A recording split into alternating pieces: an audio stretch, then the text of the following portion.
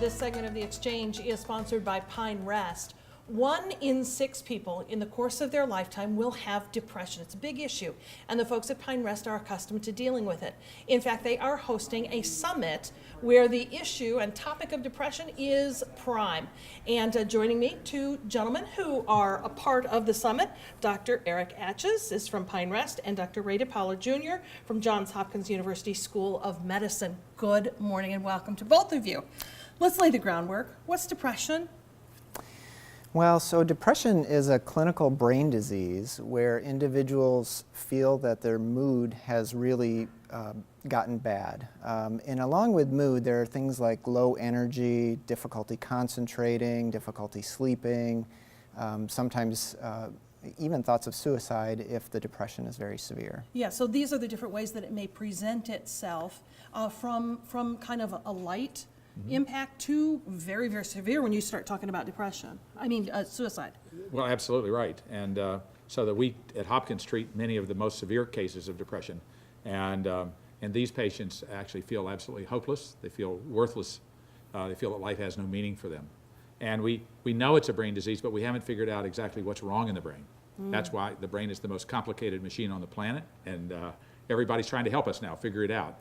But we've got a ways to go yet. Yeah, but the good news is that there are treatments that work, right? You do give people their lives back. Well, we do, yeah, and we've got a number of treatments, both psychological and pharmacological and electrical now, of many sorts. So we have a lot of treatments. What we know is very important now, okay? But we're still there. The treatments aren't as good as we want them to be. They work too slowly. One treatment doesn't work for everybody. So we've got a long ways to go. And I am guessing that's exactly why a summit like the one that y'all are hosting here today is necessary. Well, that's exactly right, Catherine. I mean, one of the things that we're hoping that we can do is provide hope, get some clinicians together, get some researchers together, and think in new ways about depression and its treatment. We want to bring those treatments here to people in West Michigan, which is why joining the National Network of Depression Centers is so critical. Yeah, talk a little bit about that network. You head it up, right? That's right. I'm the current head of the National Network of Depression Centers. It was founded by John Greedon, a great professor from the University of Michigan. And we have 26 sites, of which Pine Rest and Michigan State is one site.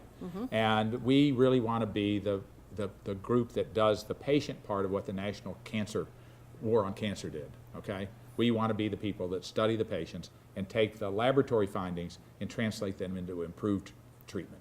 When you hear a statistic like I quoted at the beginning about how many people have depression, there's no shortage of people to study, and yet I'm guessing that a lot of those folks are walking around not being treated or getting the help that they need.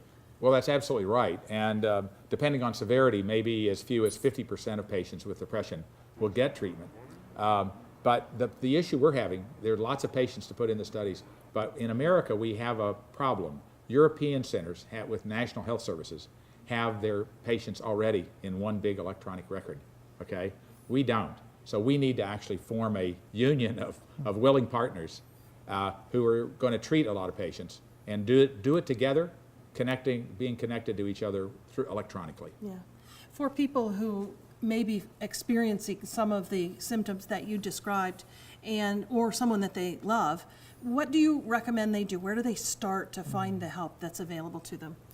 Well, the first thing would be to talk to a doctor or a therapist or a counselor and begin to get help and find out what's going on. Certainly we have many of those talented practitioners here at Pine Rest. It's as easy as picking up a telephone and calling. We have a 1-800 number that people can contact if they need to get help or they're looking for help somewhere. We just need them to make that call.